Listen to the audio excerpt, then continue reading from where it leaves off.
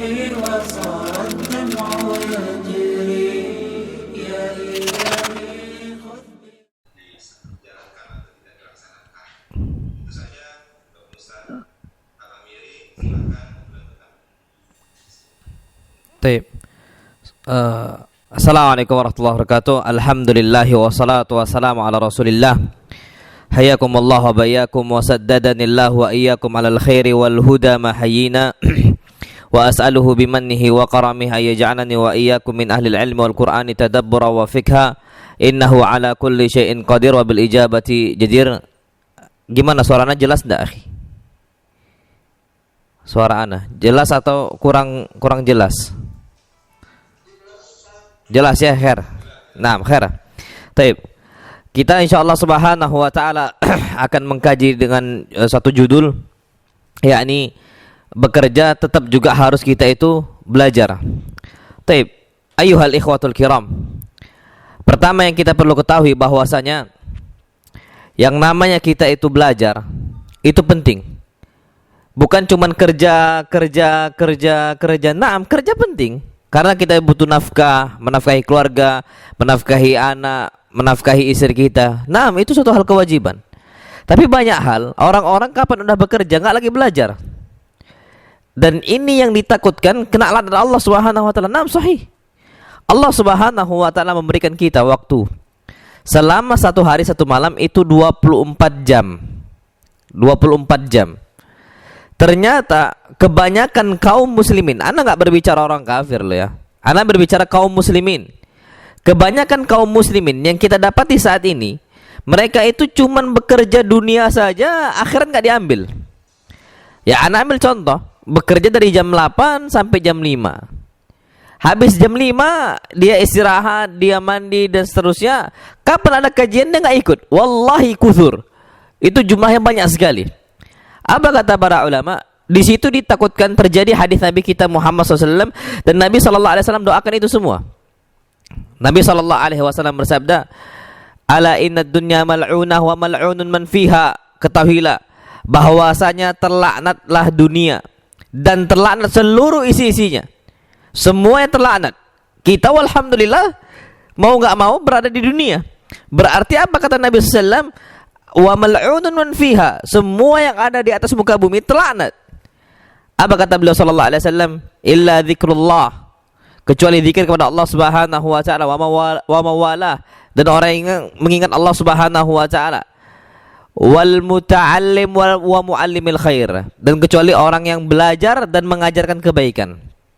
4 hal yang enggak terlaknat. Semuanya terlaknat kata Nabi kita Muhammad sallallahu alaihi wasallam. 24 jam ada laknat di situ. Allah Subhanahu wa taala turun untuk makhluk-makhluknya.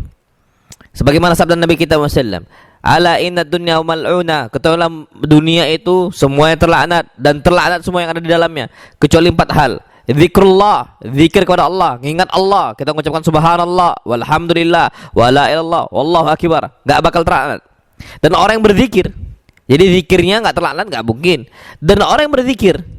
Kemudian yang ketiga, wa muallimil khair, orang yang mengajarkan kebaikan dan orang yang belajar mempelajarinya. Berarti apa kata para ulama? Kalau kita cuma bekerja saja, masuk hadis Nabi tadi, masuk ke dalam doa Nabi kita tadi sallallahu alaihi wasallam, terlaknat.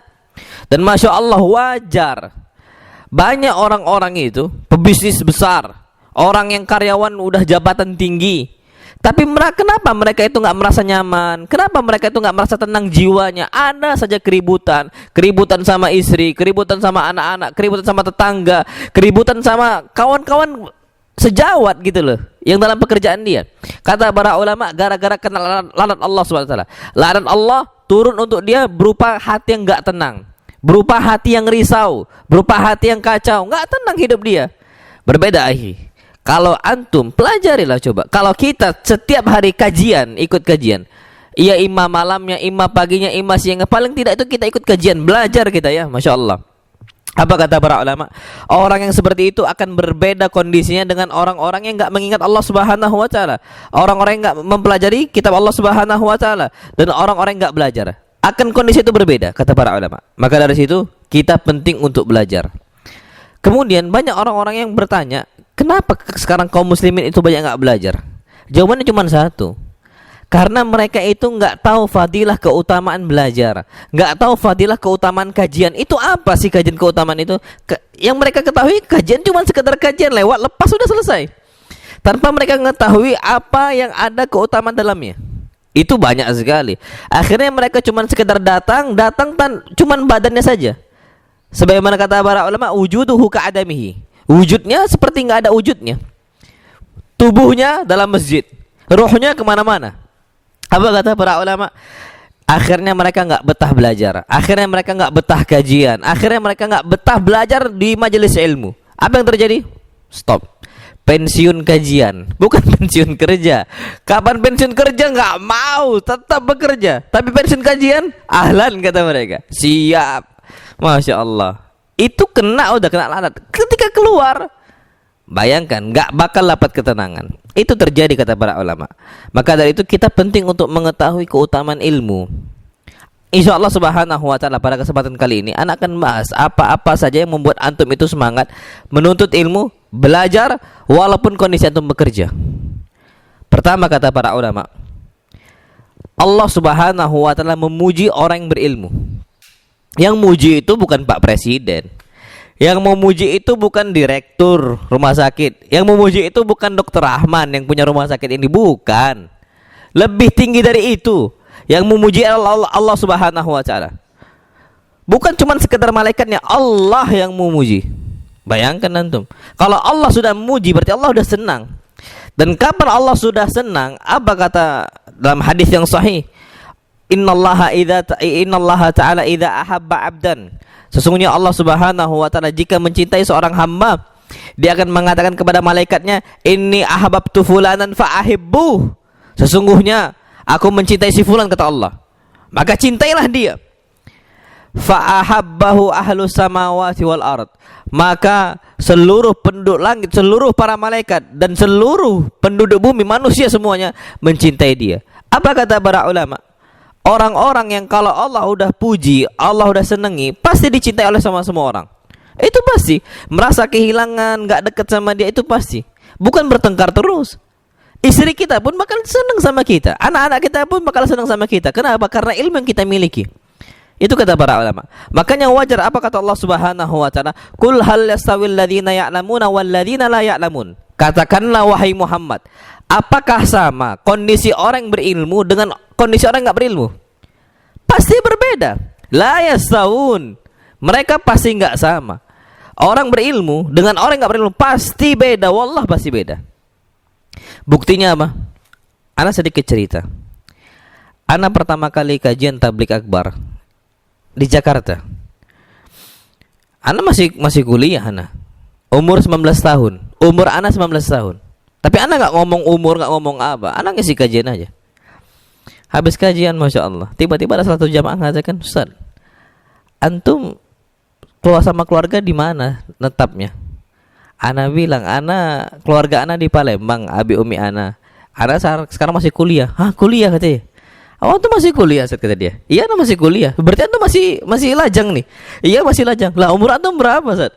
19 tahun. Oh, Masya Allah, kata dia. Ana kira antum itu udah berumur gitu, Ustaz. Rupanya 19 tahun. Udah antum menyampaikan seperti itu, di tabligh akbar seperti itu dan sebagainya. Ana cuma menyampaikan satu kondisi. Ana sampaikan firman Allah Subhanahu wa taala, "Qul hal yastawil ladzina ya'lamun wal ladzina la ya'lamun." Allah yang mengatakan, apakah sama kondisi orang yang berilmu dengan orang yang enggak berilmu? Wallah pasti beda. Orang menganggap ini hatta umur kita, umur yang masih muda gitu ya. Tapi dengan ilmu itu ada, kedewasaan itu muncul. Sebaliknya banyak umur yang mereka itu udah tua, ilmu nggak ada kedewasaan. Itu kata para ulama. Dan itu terjadi di mana-mana, akhi. Maka kata para ulama, nuntutlah ilmu, karena yang akan mendewasakan kita ilmu kita. Kita masih kecil nggak mau ghibah, kita masih kecil nggak mau mencela, kita masih kecil nggak mau ngapain, nggak mau. Hatta kehidupan orang-orang seperti itu nggak mau. Berarti udah dewasa dia. Sebaliknya banyak orang-orang udah umur tua masih kayak anak-anak, masih main game, masih suka apa, wallah, seakan-akan dia itu masih anak-anak gitu loh. Padahal umurnya udah tua. Kenapa? Ilmunya nggak bawa dia. Tapi kapan kita ini punya ilmu, ya kita pun malu untuk melakukan hal-hal seperti itu. Apa kata para ulama? Itu keutamaan kita. Itu senjata besar. Makanya anak ketika sejak umur 19 tahun tuh udah kemana-mana ngisi kajian tabligh akbar. Ke Jawa, ke Surabaya, sampai ke Singapura 3 kali. Umur anak masih di bawah 20 loh. Udah 3 kali ke sana. Sampai ke mana-mana. Walhamdulillah sampai sekarang anak masih muda. Sekarang anak masih muda, belum nyampe 30. Walhamdulillah. Anak bersyukur kepada Allah Subhanahu wa taala. Di masa-masa muda ini kenapa yang bisa membuat anak seperti itu? Enggak ada yang lain kecuali ilmu. Ilmu yang bawa sampai kita seperti ini. Maka kata para ulama apa? Belajar dan belajar. Istri hormatin kita. Pastilah suami yang berilmu pasti dihormatin sama istri ya. Anak-anak kita Masya Allah pasti dengar apa yang kita ucapkan. Pasti mereka mendengarkan apa yang kita perintahkan. Kenapa? Kita orang berilmu gitu loh.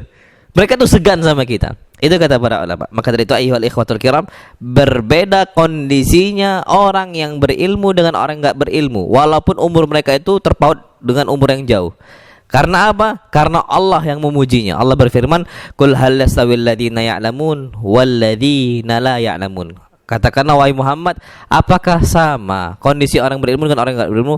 La yastawun. Mereka enggak bakal apa? Enggak bakal sama. Nah, wallahu alam bisawab. Kemudian yang kedua, keutamaan yang kedua, kita perlu tahu bahwasanya semakin rajin kita belajar, semakin rajin kita mentelaah, semakin rajin kita duduk di majelis ilmu, duduk di kajian, di masjid-masjid yang ada kajiannya, semakin itu pula derajat kita Allah tinggikan. Wallahi derajat kita Allah tinggikan. Pasti mulia. Kenapa? Allah Subhanahu wa taala berfirman, yarfa'illahu alladhina amanu minkum walladzina utul ilma darajat. Allah Subhanahu wa taala mengangkat orang-orang yang beriman di antara kalian. Yang kedua apa? Walladzina utul ilma darajat. Dan Allah angkat dengan banyak derajat, dengan banyak tingkatan untuk orang-orang yang berilmu. Dan ini terjadi. Ana ambil contoh dari kalangan sahabat Nabi kita Muhammad sallallahu alaihi wasallam, Ibnu Abbas. Masya Allah, Ibnu Abbas ini termasuk sahabat Nabi kita Muhammad SAW yang masih kecil dibandingkan sahabat-sahabat yang lain, dibandingkan Umar, dibandingkan Abu Bakar, dibandingkan sahabat-sahabat Nabi yang lain, Utsman dan yang lain. Ibnu Abbas masih kecil, anaknya Abbas ibn Abdul Muttalib. Berarti itu sangat kecil sekali masih Ibnu Abbas. Taib. Pada suatu hari Umar bin Khattab bersama kibarus sahabah, bersama ulama-ulamanya para sahabat, ulama-ulama kibarnya. Di situ ada fulan, ada fulan, ada fulan. Semua pembesar-pembesar tokoh sahabat. Di situ ada orang-orang yang telah ikut perang Badar. Di situ ada orang-orang yang ikut semuanya sejarah-sejarah yang pernah dilalui oleh kaum muslimin, sejarah-sejarah besar gitu ya. Tiba-tiba Umar bin Khattab radhiyallahu taala kumpul bersama sahabat-sahabat Nabi yang lain, yang kibar sahabat. Ternyata ada satu anak kecil masuk di musyawarah tersebut, masuk di rapat tersebut. Coba dia, Ibnu Abbas masih kecil gitu loh. Apa kata sahabat-sahabat lain kepada Umar bin Khattab? Ya Amirul Mukminin, wahai pemimpin kaum muslimin, wahai Umar, kenapa engkau masukkan si Ibnu Abbas sedangkan umur dia seperti umur anak-anak kami? Kalau seandainya fulan itu masuk, si Ibnu Abbas itu masuk, ya biarkan anak-anak kami juga masuk musyawarah di sini. Jangan masukkan dia, keluarkan dia karena dia masih kecil. Itu maksudnya. Kalau seandainya Ibnu Abbas masuk, harusnya anak-anak kami pun juga bisa masuk karena masih kecil.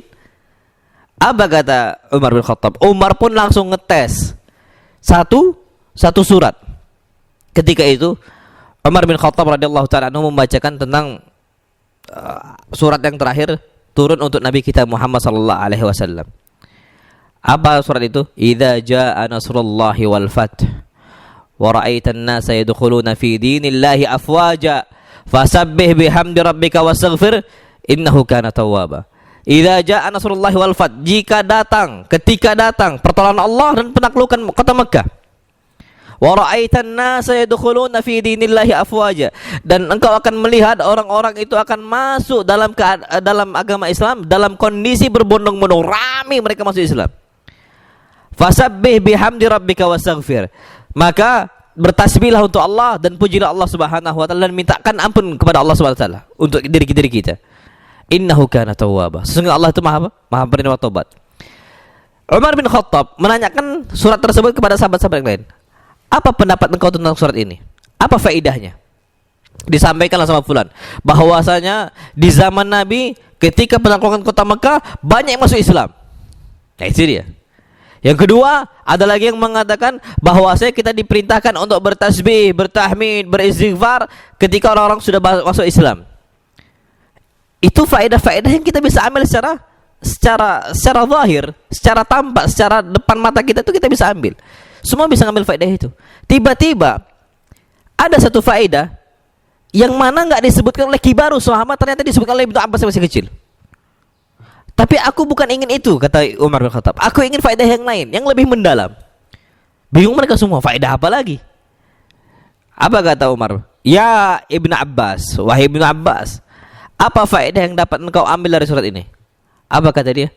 Qurbu mautin Nabi SAW. Ketika turun ayat ini, itu adalah dalil bahwasanya Nabi bakal meninggal sallallahu alaihi wasallam.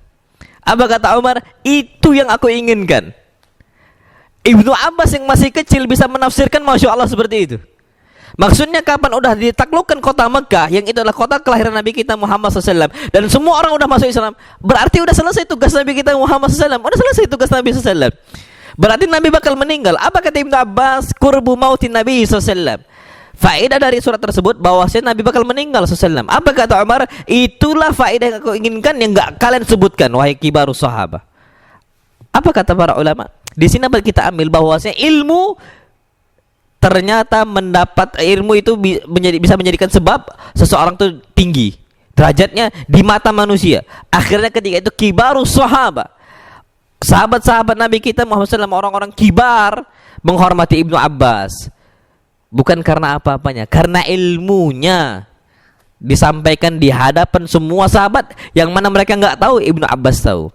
Wajar Allah berfirman, yarfa'illahu alladhina amanu minkum walladzina utul ilma darajat. Allah akan mengangkat derajat dengan derajat yang tinggi orang-orang beriman di antara kalian dan orang-orang yang diberikan ilmu oleh Allah untuk kalian. Jadi orang-orang yang diberikan ilmu itu pasti Allah akan angkat derajat kita. Na'am, wallahu a'lam bishawab. Kemudian yang berikutnya, kapan antum itu udah senang kajian? Kapan antum itu senang bermajelis ilmu? Walaupun sedang sibuk-sibuknya, berarti Allah menginginkan kebaikan untuk kita semua. Masya Allah. Tapi kapan kita kabur dari masjid, tidak mau kajian, tidak mau belajar, itu tanda Allah mencabut kebaikan dari diri kita. Wallah, tidak lain. Kenapa? Karena Nabi kita Muhammad sallallahu alaihi wasallam bersabda, "Man yuridillahu bihi khairan yufaqihu fid din." Siapa saja yang Allah kehendaki kebaikan pada diri dia, yufaqihu fid din, pasti Allah akan memfaqihkan dia, menjadikan itu faqih dalam urusan agama. Berarti apa sebaliknya? Mafhumul mukhalafah, pemahaman sebaliknya. Kapan Allah Subhanahu wa taala enggak berikan ilmu untuk seorang dan bahkan Allah cegat hati dia untuk datang ke majelis ilmu, Allah tahan, berarti Allah enggak menginginkan kebaikan untuk diri dia. Masya Allah. Tapi kapan Allah mudahkan, kapan Allah Subhanahu wa taala berikan cobaan, tetap dia itu belajar, paling banyak cobaan, berarti Allah menginginkan kebaikan untuk dia. Nah, karena hadis Nabi, "Man yuridillahu bi khairan yufaqihu fid din." Walaupun cobaan rintangan, gak ada uang, cobaan apa, tetangga dan sebagainya yang menghina kita karena menjalankan sunnah Nabi kita Muhammad SAW, cobaan itu banyak sekali, tapi tetap dia belajar dan mengamalkan sunnah Nabi kita Muhammad SAW, berarti Allah menginginkan kebaikan untuk diri dia. Itu sabda Nabi kita Muhammad SAW. Tapi kalau kita udah lari dari ilmu, udah lari dari masjid, gak mau lagi kajian, gak mau lagi majelis ilmu, berarti Allah sudah tidak menginginkan kebaikan untuk diri kita. Dan itu terjadi di mana-mana. Anda ambil contoh, ketika itu Nabi kita Muhammad sallallahu alaihi wasallam diceritakan sedang bermajelis. Dan disebutkan jaa salasatu nafarin. Ada 3 orang datang. Dia keluar rumah berjumpa. Ketika itu mereka bertiga itu diumumkan bahwasanya Nabi kita Muhammad sallallahu alaihi wasallam sedang kajian di masjidnya, di Masjid Nabawi. Amma ahaduhum, adapun salah satunya, ternyata dia itu berpaling, gak mau ikut kajian. Adapun 2 orangnya berangkat. Yang salah satunya duduk di belakang karena malu, segan, duduknya di belakang. Adapun yang satunya, dia cari celah ada yang di depan, dia duduk di depan. Setelah kajian, Nabi SAW berkomentar. Apa kata Nabi kita Muhammad SAW? Telah datang 3 orang untuk kalian, di hadapan kalian. Ternyata yang pertama fa'aradallahu anhu, Ternyata yang pertama dia itu berpaling dari kajian, maka Allah berpaling dari dia. Masya Allah. Antum tahu, Masya Allah. Kapan Allah udah melihat dan kita melihat kondisi diri kita, nggak pernah lagi kajian, berarti Allah berpaling dari kita. Yang pertama kata Nabi SAW, amma ahaduhum. Adapun orang yang pertama kata Nabi kita SAW, fa'aradallahu anhu. Dia itu berpaling dari kajian, maka Allah berpaling dari dia. Maksudnya apa kata para ulama? Kapan kita udah nggak kajian, Allah paling dari kita. Itu tanda yang pertama. Bukan yang lain. Tanda pertama kita berpaling dari kajian, berpaling dari majelismu, berarti itu Allah sudah berpaling dari kita. Allah nggak memperhatikan diri kita lagi. Yang kedua, wa amma tsani, adapun orang yang kedua, fastahyallahu minhu. Yang kedua, dia datang masuk ke masjid. Dia malu-malu, nggak mau duduk di depan, padahal ada di celah di depan. Dia duduk di belakang, fastahyallahu minhu. Dia malu-malu, Allah pun malu-malu ngasih pahala untuk dia. Maksudnya Allah itu nggak dengan senang untuk memberikan pahala besar untuk dia. Allah malu-malu. Yang ketiga, wa amma tsalits, adapun orang yang terakhir, fa'akbalahu Allah. Adapun yang ketiga, dia datang, maka Allah mendatangi untuk dia. Maksudnya apa? Dia semangat, Allah pun akan memberikan pahala yang besar untuk dia. Pakai kata para ulama, kalau belajar itu jangan suka yang di belakang. Duduknya nyari yang paling belakang, yang depan masih banyak yang kosong. Kalau kita duduk di belakang, wallahi Allah pun akan gak langsung memberikan pahala untuk besar untuk kita. Allah apa? Fastahyallahu anhu. Allah juga akan malu-malu untuk memberikan pahala untuk dia. Maka dari itu kata para ulama, datanglah kita itu dengan segera kapan diumumkan apa? Kajian. Apa kata Nabi kita Muhammad sallallahu alaihi wasallam dalam hadis yang sahih? Idza marartum biriyadil jannati farta'u. Kalau kalian melihat ada diumumkan kajian, idza marartum biriyadil jannah, kalau kalian melewati taman-taman surga, farta'u, singgah. Maksudnya kalau lewat di kita, idza marartum biriyadil jannah, kalau kalian melewati taman surga, farta'u, singgah. Apa kata para ulama? Zaman kita sekarang gitu, bukan kita melewati taman surga datangin kita, kita pun nggak mau. Pengumuman itu udah dibuka loh ya. Dibuka taman surga di tempat ini, di tempat itu. Silahkan datang, kita yang nggak mau. Zaman dulu kita ini nggak ada niat untuk belajar. Zaman dulu kita nggak ada niat mungkin untuk menuntut ilmu. Tiba-tiba kita lewat, ternyata ada kajian. Kita lagi sholat nih, tiba-tiba kok ada fulan ngisi kajian. Apa kata Nabi SAW? Walaupun kita sedang safar dan ternyata kita melewati taman surga, farta'u, singgah. Dan kita sekarang Masya Allah, bukan kita yang melewati, taman surga yang datang untuk kita. Suruh singgah pun gak mau. Apa kata para ulama? Itulah, kita ini kebanyakan udah lalai dengan bekerja, akhirnya meninggalkan apa? Meninggalkan ilmu. Na'am, wallahu alam bissawab. Kemudian yang berikutnya, kata para ulama, keutamaan ilmu yang perlu kita ketahui bahwasanya malaikat itu akan meletakkan sayapnya untuk kita. Antum tahu kalau malaikat udah meletakkan sayapnya, itu tanda penghormatan malaikat untuk fulan. Lidah Nabi kita Muhammad sallallahu alaihi wasallam bersabda, "Innal malaikata la tad'u ajnihataha li talibi ilmin ridwan bima yasna." Sesungguhnya semua para malaikat akan meletakkan sayapnya untuk para penuntut ilmu, ridwan bima yasna, karena senang dengan apa yang diperbuat oleh penuntut ilmu. Wallahi penuntut ilmu tuh capek, ngantuknya Masya Allah. Itu di mana-mana. Yang ngisi kajian juga capek, letih, lesu dan sebagainya. Tapi gara-gara itu para malaikat itu akan meletakkan, merendahkan sayapnya li talibi ilmin, untuk para penuntut ilmu. Dan kita tahu kalau para malaikat meletakkan sayapnya itu ufuk timur sampai ufuk barat tertutup semuanya. Saking besarnya. Maksudnya apa? Kita dinaungin sama mereka. Makanya wallahi, anak kita udah rasakan lah, anak pernah santri dulu dan anak juga sampai sekarang ngajar. Sedingin-dinginnya, seadam-adamnya kondisi di kelas, lebih senang di masjid. Walaupun gak ada AC, gak ada apa, lebih senang di masjid. Kenapa? Para malaikat di situ dinaungin kita dan sebagainya. Kita tidur di masjid sama tidur di kelas lebih nyaman di masjid. Kenapa? Semua para malaikat dinaungin kita di situ. Makanya kita itu diperintahkan untuk apa? Terpaut hati kita dengan masjid. Walaupun cuma duduk, walaupun cuma sekedar ngobrol saja, tapi kita tuh senang di masjid. Itu dinaungin oleh para malaikat. Dan juga Allah akan memberikan kita naungan pada suatu hari yang mana Allah nggak bakal memberikan naungan tersebut untuk orang-orang yang lain. Salah satunya apa? Ada 7 golongan. Salah satunya kata Nabi kita SAW, wa rajulun qalbuhu mu'allakun bil masajid. Seseorang yang hatinya terpaut dengan masjid. Kata para ulama, di situ kita akan merasakan bagaimana tenangnya jiwa kita, tenangnya hati kita. Gara-gara apa? Gara-gara kita dinaungi oleh para malaikat. Nah, Masya Allah, itu seperti itu terjadi. Tapi kebanyakan kita udah lalai, tidak mau datang ke masjid. Itu kata para ulama. Nah, wallahu a'lam bishawab. Kemudian yang berikutnya adalah yang keenam. Karena keutamaan yang besar yang dimiliki oleh para penuntut ilmu, maka kita diperbolehkan untuk hasad, untuk iri. Tapi bukan berarti hasad, mudah-mudahan si fulan ini ranking di bawah anak. Itu jangan. Hasad itu yang diperbolehkan kata para ulama, kita itu berada di atas dia tanpa berharap dia itu turun ke bawah. Yang penting kita di atas, menyaingin dia, itu boleh. Sebagaimana hadis Nabi kita SAW, la hasada illa fitnatain.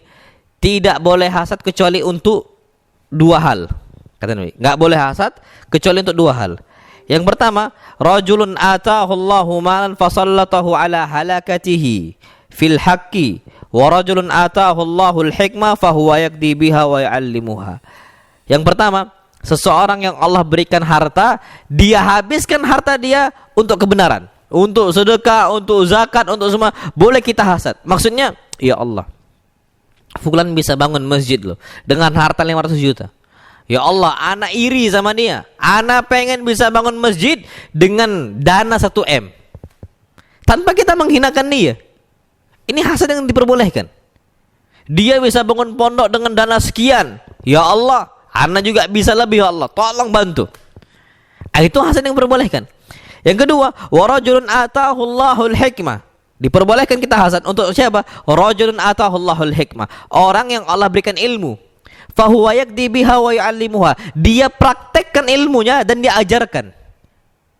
Maksudnya apa? Contoh, ambil contoh ringan saja. Seseorang, Allah Subhanahu wa taala jadikan dia itu hafal 3 juz.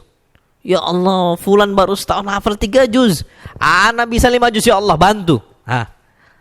Itu boleh. Ya Allah, si fulan ni hafal hadis 10 hadis, 20 hadis, 40 Nawawi 40 hadis, tambah lagi Umdatul Ahkam ratusan hadis. Kok bisa mereka seperti itu, ya Allah? Ana juga bisa, ya Allah, bantu ana. Itu hasad yang diperbolehkan kata para ulama. Saking besarnya keutamaan untuk ilmu. Makanya ana ambil contoh, Masya Allah, ajib ya akhi. Ana di Al-Islam itu ada santri-santri idat duat, santri-santri persiapan dai. Walhamdulillah mereka ini udah masuk ke juz yang ketiga. Hampir rata-rata. Setahu ana sudah semua. Udah masuk yang juz ketiga. Dengan modal dulu tuh 0 hafalan. 0 hafalan. 0. Tidak ada masalah. Tidak ada hafalan sama sekali. 0. Sekarang udah masuk yang juz ketiga mereka. Anggaplah 3 juz sudah. Itu dengan 1 tahun nggak nyampe. Belum setahun kami. Belum setahun kita nih. Ana sampaikanlah ke jamaah. Antum dulu kajian normal, kajian biasa. Coba sekarang antum lihat anak-anak santri idat duat ini. Mereka masuk belajar, sekarang udah berapa juz? 3 juz. Antum merasa iri nggak sama mereka? Nyesal nggak antum habiskan waktu setahun nggak hafal apa-apa? Kalau antum nggak ada iri, muskilah di hati. Kalau antum ada iri, irilah. Lomba-lomba harus seperti itu. Masa kita nggak bisa, mereka bisa, kita nggak bisa? Wajar, kita harus apa? Harus, ya Allah, udah setahun nggak ngapa-ngapain, apa hasilnya? Bukan berarti itu kan umurnya masih muda. Lah, umur udah tua. Anak punya santri 36 tahun, ada yang 34 tahun. Di duat. Yang dulu 0 hafalannya. Nggak ada sama sekali. Sekarang hafal udah masuk juz ketiga. Berarti apa masalahnya? Bukan masalahnya itu di susahnya belajar, bukan. Di hati kita yang belum kita tata, di waktu kita yang belum kita rapikan. Itu kata para ulama. Nah, disitulah kita diperbolehkan untuk hasad. Ya Allah, berarti anda ini selama ini ngapain aja? Udah dengar kajian, udah sering ikut majelis, tapi kok nggak ada yang ngefek gitu loh. Antum merasa rugi harusnya. Itu semua seperti itu. Harus. Nggak boleh enggak. Kenapa? Karena kalau dengan kondisi kita seperti ini nggak ada perkembangan, berarti ada sesuatu yang salah dalam kita belajar. Cara itu yang ada yang salah. Nah, wallahu alam bisawab itu kata para ulama. Jadi antum hasad. Antum boleh hasad sama anak. Ya Allah, ini kok ustadznya enak kali yang tinggal nyampein aja. Nggak ada masalah, antum hasad aja. Anak pun juga hasad lo sama ustadz anak. Bukan berarti anak hasad ribet, bukan. Anak itu terinspirasi dengan salah satu ustadz. Anak sebut aja dosen anak, Ustadz Syafiq Raza Basalamah. Jadi dulu insyaallah Haji, anak dulu mau masuk kuliah di Jakarta, mau masuk Lipia, karena abang anak di SCDI di Jember. Anak mau ya lain lah, jangan masuk, masa abang adik masuk SCDI, anak nggak mau. Jadi anak mikirnya udah anak mau masuk Lipia, mau masuk Jakarta. Habis anak, oh jangan nak, Jakarta nanti tempatnya terlalu bebas dan sebagainya. Bingung anak. Tapi anak pengen masuk Libya gitu loh. Akhirnya kata Abiana, udah nak, masuklah SCDI. Anak akhirnya istikharah, minta pilih dari Allah SWT. Tiba-tiba abang anak tuh kan tahu, anak tuh seneng lihat Ustaz Syafiq. Pertama kali anak itu lihat kajian beliau setengah isi setengah kosong. Tiba-tiba, anak itu hasad sama beliau. Oh ini kok penyampaiannya enak sekali gitu loh. Kok bisa beliau tuh menyampaikan lugas seperti itu gitu loh. Senang anak. Karena di hati anak tuh ada hasad loh, bukan hasad yang jelek ya, hasad yang bagus, yang Nabi anjurkan.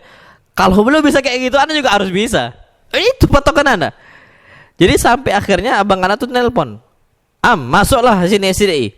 Kenapa? Ustaz Syafiq sekarang udah ngajar. Iam kalau daftar tahun Iam belajar juga, Ustaz Syafiq masuk. Langsung di saat itu anak berangkat langsung ke SCDI. Langsung apa? Langsung daftar kuliah. Langsung daftar. Kenapa? Cuman tujuannya biar bagaimana anak itu bisa seperti beliau. Bukan seperti beliau, di atas beliau gitu loh. Hasad ya akhi. Antum boleh, antum hasad sama anak, fadal. Kalau antum itu yang bisa membuat antum itu lebih ilmunya di atas sana, silahkan. Dan anak sama sekali nggak ada dengki, nggak ada marah sama sekali. Wallahi nggak ada. Maka dari itu kata para ulama, hasadlah kita. Anak ambil contoh. Kebanyakan antum itu masalah di umur. Ya Allah, umur kita ini kan udah tua, nggak mungkin lagi belajar. Enggak. Karena antum tuh nggak hasad aja. Buktinya apa? Anak ambil contoh. Fudail ibn Iyad. Anak ambil contoh Fudail ibn Iyad. Fudail ibn Iyad ini orang yang tukang begal dulunya. Tukang begal. Fudail ibn Iyad. Jadi pernah kejadian, masya Allah. Fudail ibn Iyad itu di masa-masa muda ya sampai masa tuanya, bukan lagi begal harta. Yang menjadi tujuan Fudail ibn Iyad bukan cuma sekedar harta, nyawa ditumpaskan sama Fudail ibn Iyad. Tukang begal, ma'ruf Fudail ibn Iyad zaman dahulu. Tiba-tiba Fudail ibn Iyad ini di suatu malam mendengarkan ada kafilah dagang, kafilah mau safar seperti itu, gerombolan lah ya, mau safar. Ketika itu Fudail ibn Iyad mau berangkat ke sebuah tempat yang sepi, siap untuk begal. Tapi Fudail ibn Iyad berpikir, mau sampai kapan aku seperti ini? Mau sampai kapan aku jadi tukang begal? Udah, aku mau tobat aja lah. Nggak jadi dia berangkat ke tempat sepi. Tetap dia di kampung dia. Ternyata ada kafilah safar. Kafilah safar tuh mengatakan, udahlah, kita ini udah mau masuk waktu maghrib, jangan lagi kita itu apa? Lanjutkan safar. Stop kita di sini. Insya Allah besok pagi kita lanjutkan safar. Kenapa? Kata kawan-kawannya, lanjutkan saja, masih jauh perjalanan kita. Kalau saatnya kita nggak berangkat, kita akan telat. Tapi dia mengatakan, jangan, karena nyawa kita akan diambil oleh Fudail ibn Iyad. Padahal Fudail di situ, nggak jadi dia itu apa? Nggak jadi begal. Fudail di samping dia, maksudnya di sekitaran dia. Dengar, jangan, kalau kita berangkat, dia ambil nyawa kita oleh Fudail ibn Iyad. Itu Fudail ibn Iyad langsung sedih. Berarti jelek sekali aku di mata orang. Sampai orang yang gak kenal aku dan aku gak kenal dia, itu aku terkenal bahwa si aku ini orangnya akhlaknya jelek. Tukang begal ya, jelek lah tukang begal. Mana tukang begal yang bagus? Di situ Fudail ibn Iyad nangis. Berjalan Fudail ibn Iyad. Ketika berjalan, dia mendengarkan suara wanita yang menangis. Lagi baca Quran.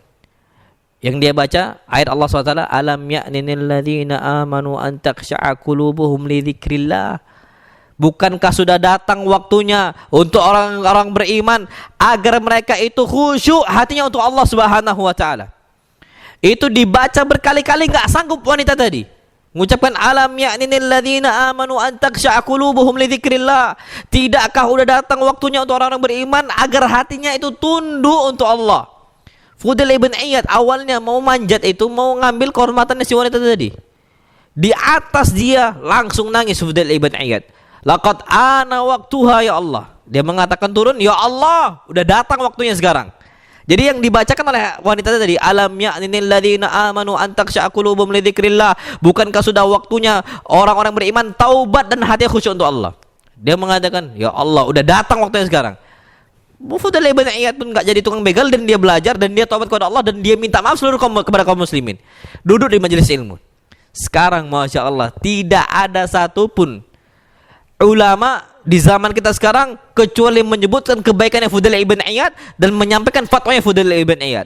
Sampai zaman kita sekarang, ulama ahlu sunnah pasti akan menyampaikan fatwanya Fudail ibn Iyad. Semua. Kenapa? Padahal di masa itu Fudail ibn Iyad baru belajar di masa tua. Kok bisa?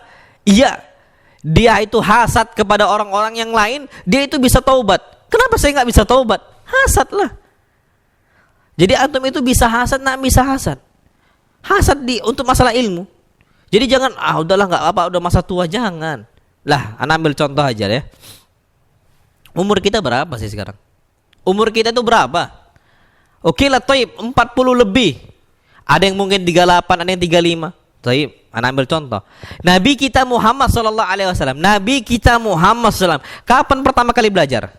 Apakah umur 20? Enggak. Apakah umur masih kecil, umur 7 tahun udah hafal Quran? Enggak. Apakah umur 15? Enggak. Umur tua. Kapan umur tua? Kapan Nabi kita Muhammad SAW diutus jadi Nabi? Nabi kita Muhammad SAW diutus jadi Nabi umurnya 40 tahun. Arba'ina sana, 40 tahun. Dan kita belum nyampe umur 40 tahun. Walhamdulillah umur kita belum 40 tahun.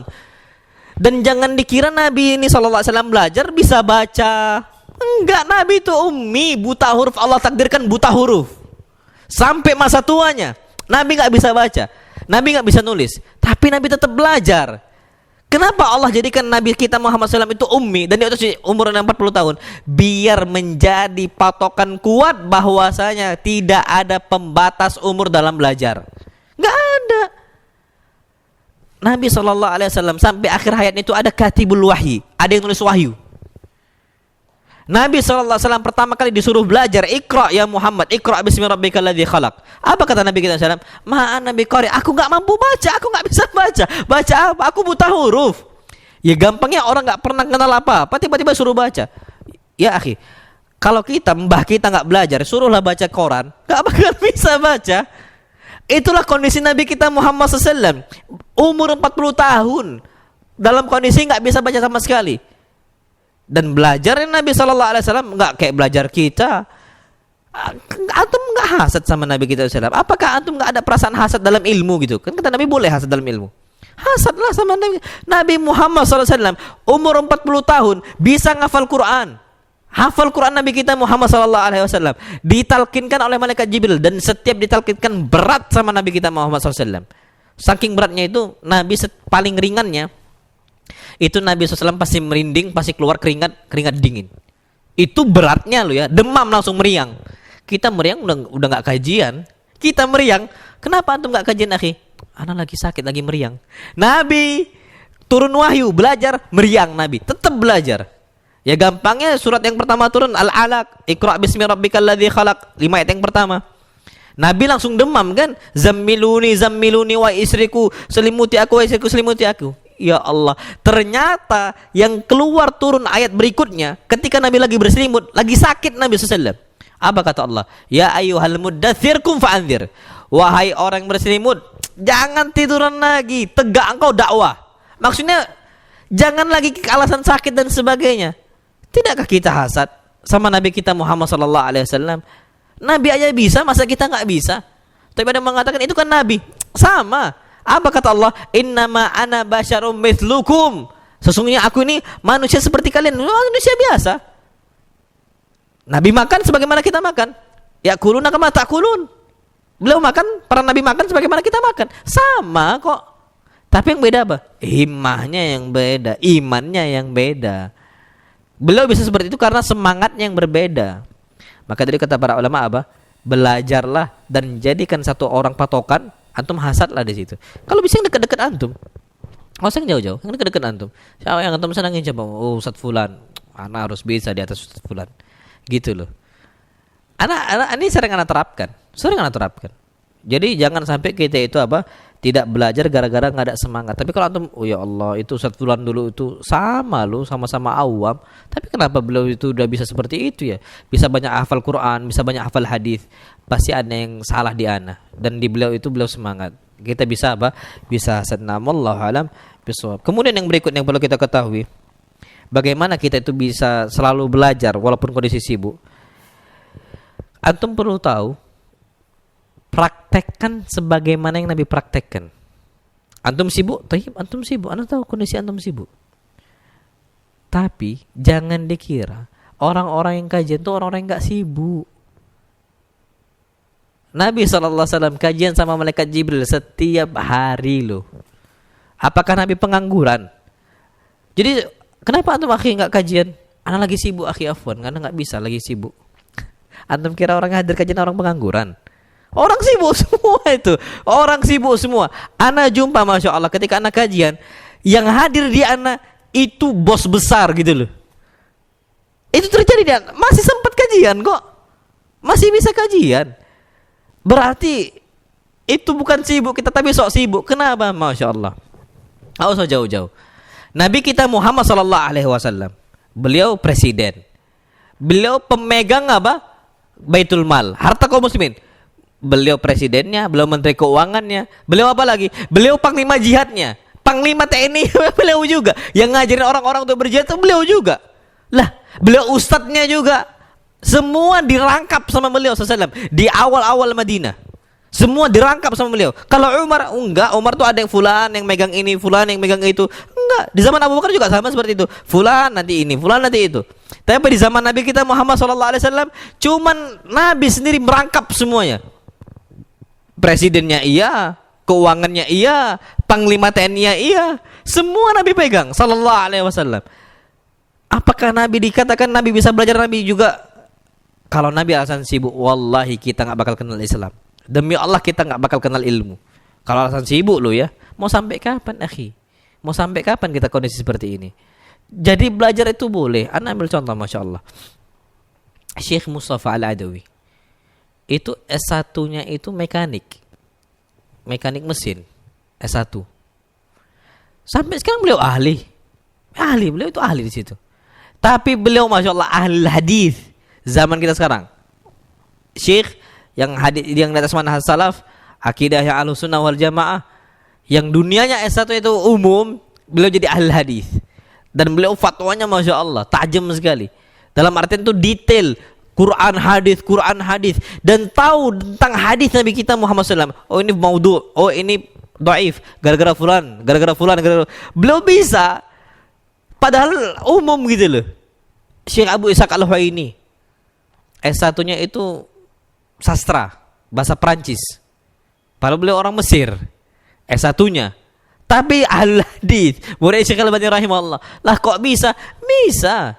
Bukan berarti kita bekerja di rumah sakit Bunda ini kita nggak bisa jadi ulama, kita nggak bisa jadi ustadz. Bisa lah, Dokter Rahman aja dakwah kok.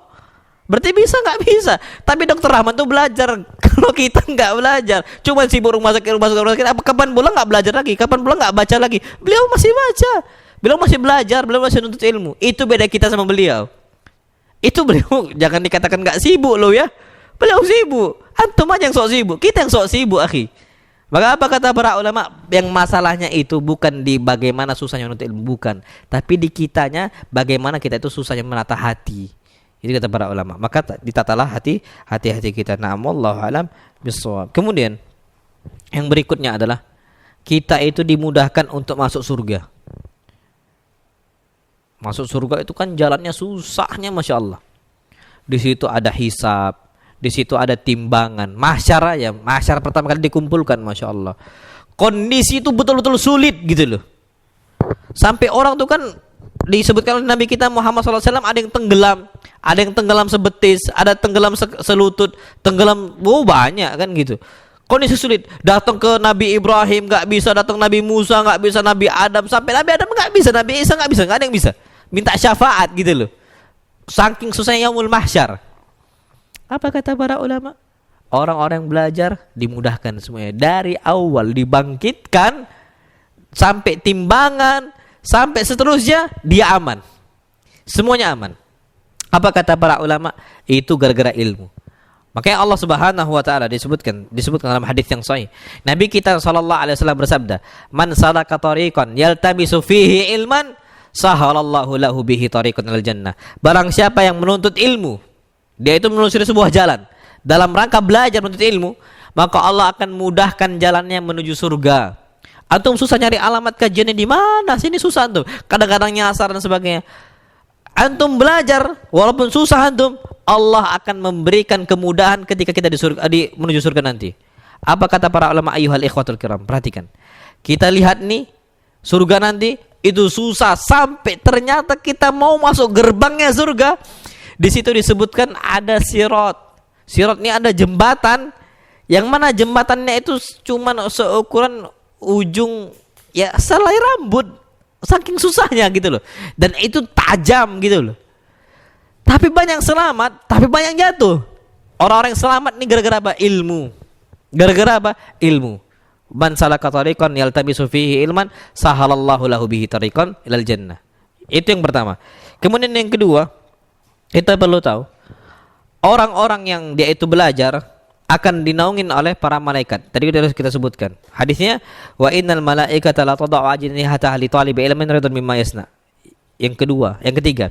Perhatikan, semua penduduk langit dan bumi, malaikatnya, semut-semutnya, sampai ikan-ikan yang di lautan akan memintakan ampun untuk kita semua.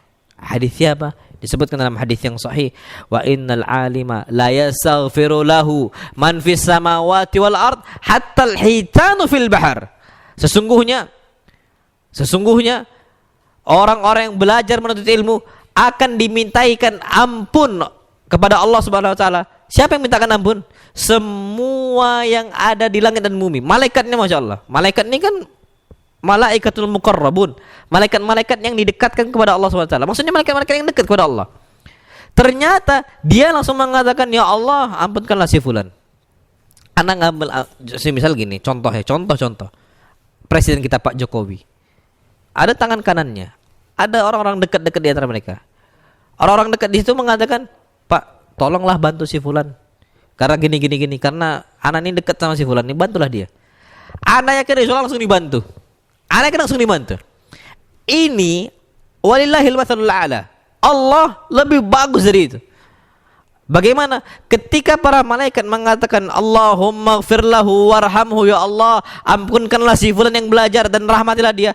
Gak mungkin Allah gak ngasih rahmat, gak mungkin Allah gak ngasih maghfirah, ampunan. Pasti dikasih. Apa kata para ulama? Itulah kondisi orang-orang yang belajar. Sebagaimana hadis Nabi kita Muhammad sallallahu alaihi wasallam. Dan keutamaan yang berikutnya, sebagus-bagusnya ahli ibadah yang rajin ibadah, tetap lebih tinggi derajat orang yang ahli ilmu, orang-orang menuntut ilmu. Kenapa? Karena Nabi bersabda, wa inna fadlal alim 'alal 'abid ka fadlil qamar 'ala sa'il kawakib. Sesungguhnya keutamaan para penuntut ilmu itu seperti dibandingkan ahli ibadah ya. Sesungguhnya kata Nabi SAW, inna fadlal alim 'alal 'abid. Sesungguhnya keutamaan orang yang menuntut ilmu dibandingkan orang yang ahli ibadah itu seperti keutamaan qamar, bulan, dibandingkan apa? Sairil kawakib, seluruh bintang. Apa kata? Coba antum lihat. Bintang nih banyak nih di langit malam hari. Tanpa bulan, enggak terang. Ada bulan satu, bulan purnama loh ya, qamar kata Nabi, bulan purnama. Enggak ada bintang, terang. Itulah keutamaan orang-orang apa? Ahli ilmu. Ahli ilmunya satu nih. Ahli ibadah banyak. Tetap lebih utama apa? Ahli ilmu. Kenapa? Karena kata para ulama, maslahatnya, kebaikannya ahlul ilm itu akan disampaikan ke masyarakat luas, dia bisa dakwah. Tapi kalau ahli ibadah, maslahatnya cuma untuk diri dia saja. Itulah bedanya antum belajar. Antum kalau belajar, Masya Allah ya, maslahat itu untuk istri, untuk anak-anak, antum bisa ngajarkan. Berbeda kalau antum ahli ibadah tapi tanpa ilmu. Masalahnya antum nggak bisa dakwah. Apa yang mau ana sampaikan Ustaz ke anak-anak? Anak nggak ada ilmunya. Apa yang mau ana sampaikan Ustaz ke istri anak-anak nggak ada ilmunya. Tapi kalau kita ini ahli ilmu, kita belajar paling nggak ada ilmunya sedikit aja. Balighu anni walau ayat. Sampaikan dariku walaupun satu ayat. Apa kata para ulama? Maslahatnya itu bisa untuk banyak orang. Contohnya maslahat apa?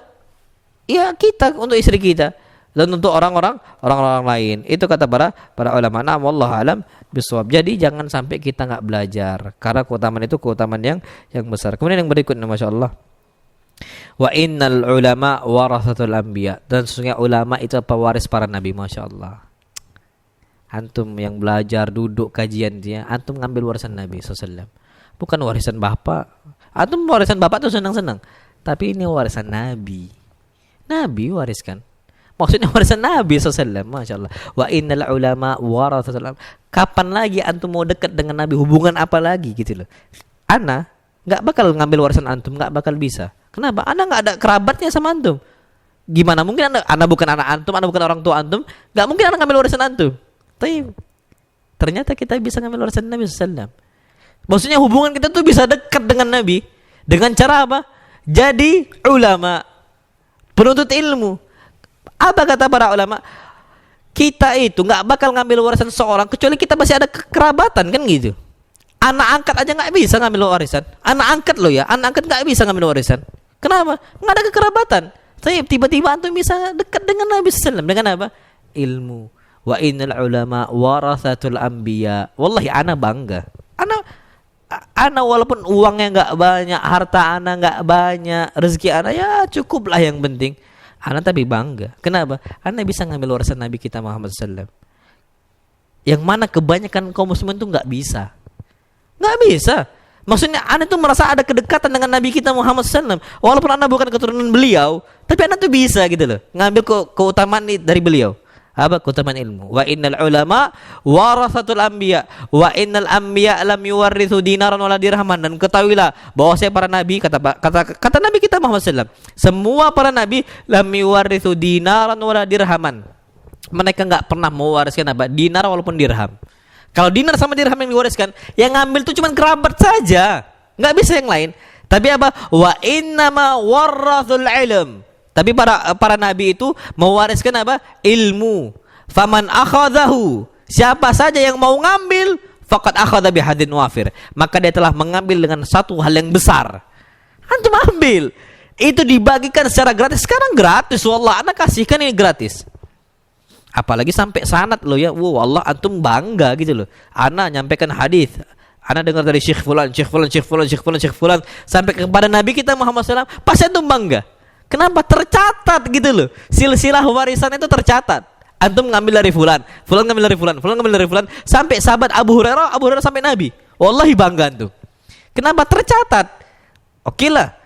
Enggak tercatat pun antum bangga dapat hadis Nabi, enggak tercatat kan?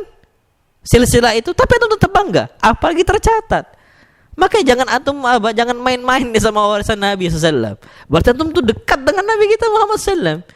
Kalau udah dekat pasti diberkahi oleh Allah Subhanahu wa taala. Oke, wallahi ya akhi, belajar terus. Belajar. Itu akan apa? Bermanfaat untuk kita. Nah, wallahu alam bisawab. Kemudian 15 nih. Terakhir. Gimana kita bisa semangat belajar? Kata para ulama, kita belajar itu bukan cuman sekedar dengar aja. Tapi catat. Ikat ilmu yang sudah kita dapat. Kenapa? Dalam sebuah hadis Nabi kita bersabda sallallahu alaihi wasallam dalam hadis yang sahih, qayyidul ilma bil kitab. Ikatlah ilmu itu dengan catatan, nyatat. Kalau cuma dengar hilang. Jadi antum itu kalau masya Allah, anak pribadi, anak tuh suka nulis, hobi nulis. Anak punya blog, tulisan anak tuh banyak sekali. Yang melihat tuh udah jutaan udah di blog itu. Anak suka nulis. Kenapa? Anak itu kapan nulis? Anak tuh senang. Ini anak udah nulis warisan Nabi nih.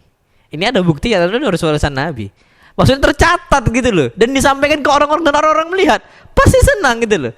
Makanya wajar Nabi mengatakan qayyidul ilma bil kitab. Catatlah ilmu dengan apa? Dengan catatan. Ikat ilmu dengan apa? Catatan, kata para ulama. Itu akhirnya kita itu senang untuk mencatat. Sampai Nabi sallallahu alaihi wasallam mengatakan Catat semua dari aku, catat. Jadi itu betul-betul apa? Betul-betul satu hal yang mulia. Antum senang dengan bangga gitu loh, bangga. Ana dulu ketika di pondok, masya Allah, ana belum jadi dai, masih belajar. Ana itu belajar nulis pakai bahasa Arab. Ana akan mencari fatwa apa tentang apa yang baru, ada yang ana nggak tahu hukumnya. Ana keliling nyari di maktabah, belajar. Ketika jumpa, ana cocokkan dengan fatwa-fatwa ulama yang lain. Walhamdulillah pas. Dan ana kumpulan-kumpulan tulisan ana itu sampai itu buku yang besar loh ya, buku yang macam untuk data tamu yang besar itu, yang tebal itu 200 halaman. Ana catat pakai bahasa Arab. Dan enggak ada kelang-kelang.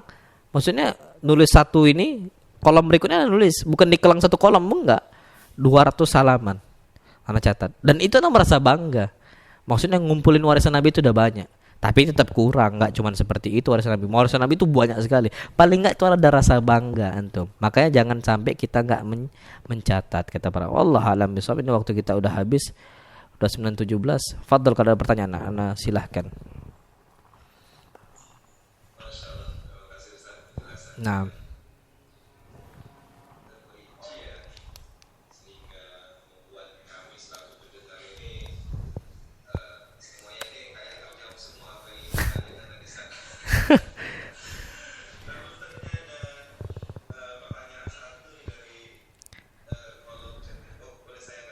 Iya, Khair.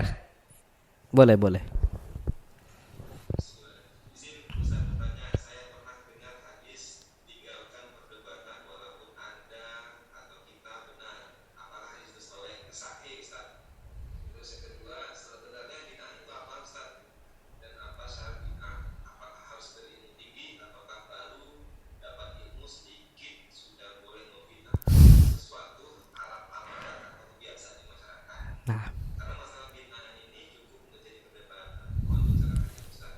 Nah. Panjang.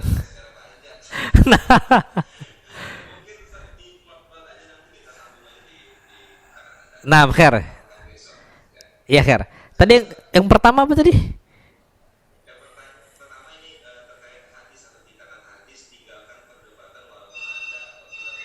Apakah hadis itu sahih? Nah, hadisnya sahih, tapi teksnya nggak seperti itu. Hadis Nabi SAW mengatakan, ana zaimun bi baitin fi rabadil jannah liman tarakal mira wa in kana muhiqqa.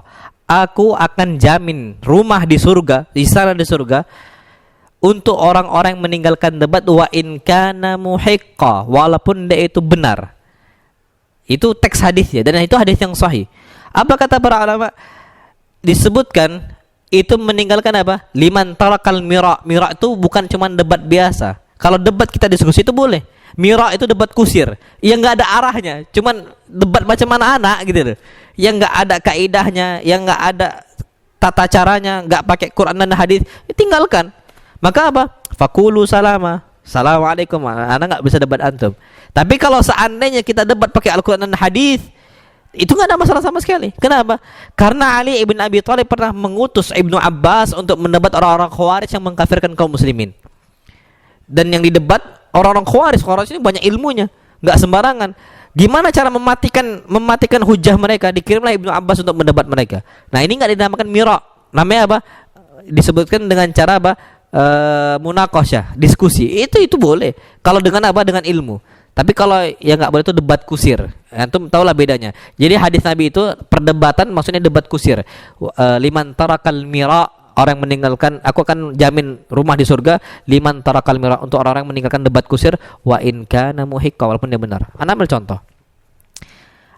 Antum ini mengatakan salat wajib itu wajib di jamaah di masjid. Ada yang mengatakan enggak wajib. Fulan enggak tahu hadis, fulan enggak tahu hadis. Yang penting sama-sama ngotot-ngototan. Satu nggak tahu dalil, satu nggak tahu dalil. Yang penting ngotot-ngototan, siapa yang paling kuat? Ini apa? Debat kusir. Ada juga debat yang udah kita sampaikan hujah, dia nggak masih nerima.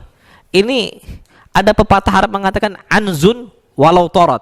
Itu istilahnya orang-orang yang nggak mau kalah debat. Padahal udah kalah loh ya. Anzun walau torot. Apa itu kasusnya? Anzun walau torot itu kambing walaupun terbang. Jadi zaman dulu itu ada satu kasus. Jadi rumput ilalang gitu, ada rumput ilalang. Jadi di padang rumput, padang luas gitu ya, ada rumput ilalang. tiba-tiba rumput itu bergerak. Rumput itu bergerak. Ada yang mengatakan anzun, ini kambing nih. Ada yang mengatakan tairun, enggak, ini burung. Dia gerak itu gerak, itu burung itu. Oh enggak, itu kambing itu. Enggak, itu burung, enggak, itu kambing. Tiba-tiba yang awalnya bergerak terbang nih ya. Apa kata dia? Anzun walau talat, itu tetap kambing walaupun terbang. Itu namanya apa? Itu namanya debat kusir tadi. Itu udah jelas benar, udah disampaikan hadis, disampaikan Quran. Ya udah, kalau udah kayak gitu dia tinggalkan. Wah, kalau kita benar, ya kata Nabi, ana zaimun bi baitin fi rabadil jannah liman tarakal mir'a in kana mahiqqa. Aku jamin rumah di surga untuk orang meninggalkan apa? Meninggalkan debat kusir walaupun dia itu benar. Nah, Allah, itu teks hadisnya. Yang kedua, menjual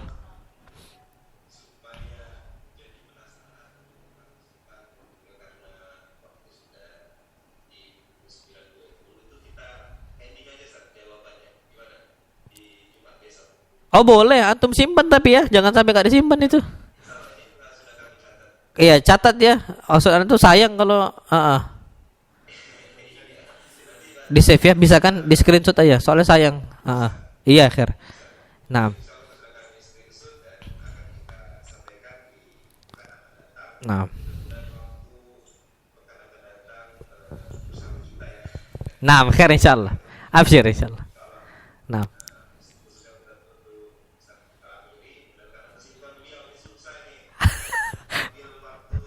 Ada free ya, kita free. Insyaallah bisa insyaallah. Nah.